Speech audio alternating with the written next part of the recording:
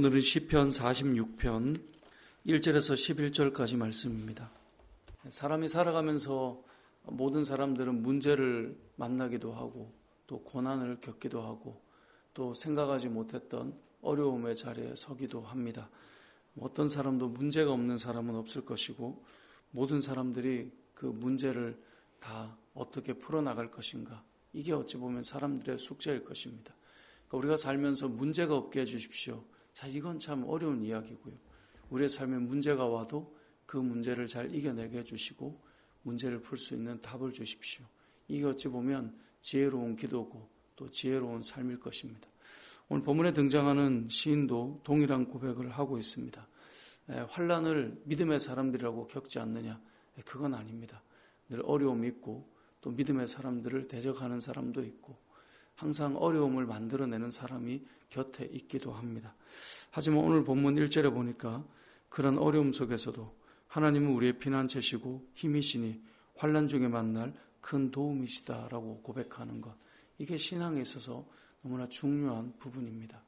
어려움은 있지만 하나님이 우리의 피난처가 되고 힘이 되시고 환난 중에 만날 큰 도움이 되신다는 거예요. 문제는 엄청나게 클 수 있습니다. 2절 3절에 보면 땅이 변하든지 산이 흔들려 바다 가운데 빠지든지 바닷물이 솟아나고 뛰놀든지 그것이 넘침으로 산이 흔들릴지라도, 이 2절 3절의 표현은 살면서 사실 경험하기 쉽지 않은 표현들입니다. 어떻게 땅이 변할 수 있고 산이 흔들려 바다 가운데 빠질 수 있겠습니까? 살면서 이런 일이 일어나는 것을 우리가 목격한다는 것은 거의 불가능한 일이죠. 바닷물이 솟아나고 뛰놀든지 그것이 넘침으로 산이 흔들린다. 바다가 넘쳐서 산을 흔들 수 있으려면 그 바다가 땅을 얼마나 많이 삼켜야 되겠습니까? 이러한 일이 일어나는 것은 살면서 우리가 경험하기 쉽지 않은 그런 일들입니다. 그런데 그런 일이 일어난다 해도 우리는 두려워하지 않는다는 거예요. 왜냐하면 하나님께서 우리의 피난처가 되기 때문이다 라고 말씀하고 있습니다. 믿음의 여정은 문제가 밀려오지만, 믿음의 여정은 환난이 찾아오지만, 믿음의 여정은 생각하지 못한 일들이 나에게 어려움으로 닥치지만 그때에도 흔들리지 않고 하나님을 바라보는 것, 그것이 신앙의 삶이다라고 하는 것을 오늘 본문이 보여주고 있습니다.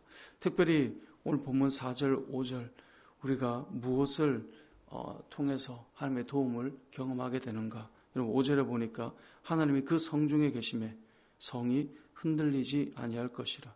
이 성은 4절에 보니까 주의 성소가 있는 곳을 말합니다. 하나님의 성전이 있는 곳이고 하나님을 예배하는 처소이며 그곳으로 우리가 나아가는 이유가 무엇인가를 알게 됩니다. 그 성중에 주님이 계시기 때문에 그 성이 흔들리지 않기 때문이고, 5절에 보니까 새벽에 하나님이 도우신다라고 되어 있습니다. 여기서 새벽이라고 하는 의미는 우리가 해 뜨기 전 가장 어두운 때를 말합니다. 가장 힘들 때, 이렇게 끝나는 것 아닌가라고 하는 생각이 드는 그 시간에 하나님이 도우시겠다는 거예요.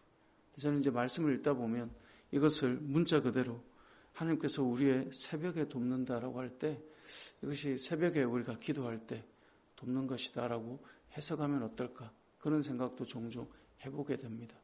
우리가 일어나기 힘들 때, 우리가 도움을 구하러 나오기조차 힘들 때, 그때 주님 앞에 나와 그 성중에 계신 하나님처럼 우리가 공동체에서 주님께서 우리가 예배드리는 이 처소 가운데 함께 하실 텐데 주님 앞에 나올 때 그 새벽에 우리를 하나님께서 도우시리로다. 저와 여러분이 기도할 때 하나님께서 돕는 자로, 피난처로 계셔주신다는 거예요. 살면서 우리가 겪는 문제는 너무나 다양하죠. 사람과의 관계의 문제, 우리가 살아가다 보면 A와 B와 C와 D와 다 똑같이 이야기할 수 없는, 또 이렇게 표현해 줘야 되고 저렇게 표현해 줘야 되고 또 저렇게 관계를 풀어가 줘야 되고, 여러 삶 속에 우리가 가야 될 걸음들이 있는데 그런 가운데 우리가 겪는 여러 어려움들이 있잖아요. 그런 어려움들 속에서도 우리 새벽에 하나님 앞에 기도하는 거죠. 하나님 도와주십시오. 하나님 이러한 어려움들을 풀어주십시오. 하나님께서 이 새벽에 도우신다는 거예요. 우리가 직장에서 이 겪는 관계의 문제나 또 어떤 일의 문제나 어려움의 문제, 또 우리가 살면서 이웃과의 여러 가지 얽혀있는 문제, 그리고 여러 가지 것들을 우리가 이 새벽에 구할 때 하나님께서 도우시고 응답하시고 역사하시겠다는 것입니다. 7절에도 동일하게 말씀해요. 만군의 여호와께서 우리와 함께 하시니 야곱의 하나님은 우리의 피난처시로다. 하나님께서 피난처가 되어주시겠다는 거예요. 그래서 우리가 할 일은 무엇입니까?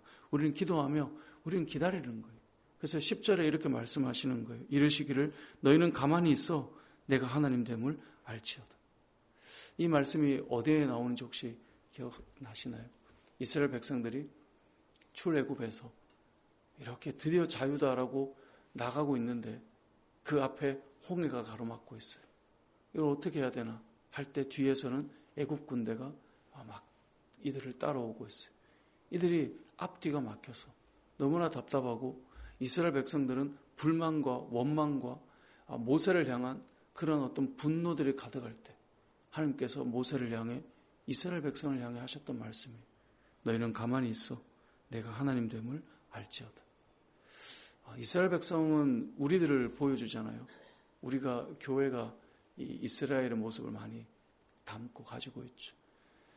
길이 늘 열렸으면 하는 마음이 있는데 그 앞에 조금만 홍해처럼 갇혀 있다면, 조금만 뒤에서 누가 쫓아온다면, 조금만 목이 마르다면, 조금만 내 생각에 형통하지 않다면, 조금만 다리가 아프면, 그러면 늘 원망하는 거예요. 조금만 내 생각과 달라도 일단은 불평부터 하는 거예요. 일단은 원망부터 하는 거예요. 이걸 도대체 어떻게 할까 하는 거냐고 그렇게 말하는 거예요. 어제 우리가 이 주일 저녁 오후에 성경 공부하면서 나누면서 이제 교회 예배 처소를 위해서도 같이 그런 이야기를 했지만 우리가 하나님의 때를 기다리는 거죠. 막 조급하게 뭘 해보자 이게 아니라 기도하면서 하나님의 뜻 안에 한 마음이 된다는 것이 무엇인가를 이렇게 하면서 그런 얘기를 했는데요. 결국 우리가 오늘 이 본문에 나오는 것처럼 너희는 가만히 있어 내가 하나님 됨을 알지어다. 여러분 이 하나님 됨을 알기 위해서 우리는 가만히 있을 수 있어야 돼요. 하나님의 뜻을 기다릴 수 있어야 돼요. 근데 이스라엘 백성들의 특징은 원망하는 거잖아요. 그래서 가나안 땅으로 처음 딱 들어갔을 때 처음 정복해야 될 여리고성이 얼마나 튼튼한 성이었습니까? 하나님께서 이 성을 무너뜨리기 위해서 하려고 했던 방법이 무엇입니까? 하루에 한 바퀴씩 돌게 만드세요. 근데 그냥 돌게 안 하시고 뭐하게 하세요? 입을 닫도록 하셨어요. 침묵하게 하셨어요. 사람들이 아마 말을 할 수 있도록 하나님께서 허용하셨다면 돌면서 하루 종일 우리는 지금 뭐하고 있는 거냐고 분명히 말하기 시작했을 거예요. 아니 말하는 사람들이 나오면 그 말에 동조하는 사람들이 또 나오고 또 원망하고 또 원망했을 거예요. 그래서 하나님께서 하신 일이 무엇입니까? 말하지 말라는 거예요. 침묵하며 돌라는 것입니다. 하루, 이틀, 3일 하나님이 일하시기까지 잠잠히 기다리라는 거예요. 오늘 본문이 그 말씀이에요. 너희는 가만히 있어 내가 하나님 됨을 알지어다. 결과가 무엇입니까? 내가 문나라 중에서 높임을 받으리라. 내가 세계 중에서 높임을 받으리라. 왜 하나님이 높아지십니까? 그 상황에 하나님이 일하시기 때문이죠. 우리의 인생 가운데 역사하셔서 우리의 문제를 풀어주시기 때문이죠. 인생은 일희일비하기 좋아합니다.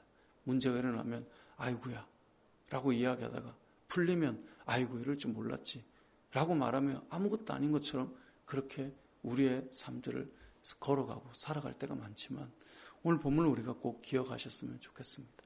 저와 여러분은 죽는 날까지 생각하지 못했던 크고 작은 일들을 경험하게 될 것입니다.